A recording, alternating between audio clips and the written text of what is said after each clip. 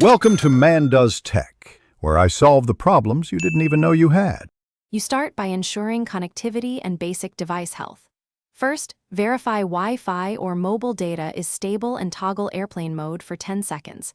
This refreshes network settings. Next, free roughly 200 megabytes of space and perform a quick reboot so cache is clear. Make sure you're signed into the intended Google account and that date and time are set to automatic.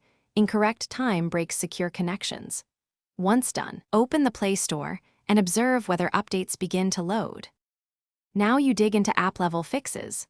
Open Settings, find Google Play Store, force stop it, then clear cache. If updates still fail, clear storage, which resets local settings. Repeat for Google Play Services and Google Services Framework, then check that Play Services is up to date by sideloading an official APK only if needed.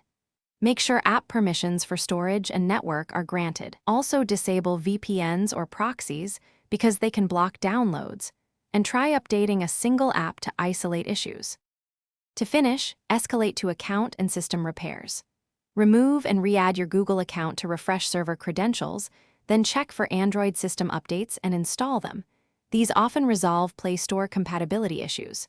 If problems persist, reset app preferences to re-enable disabled components and test in safe mode to rule out third-party app conflicts.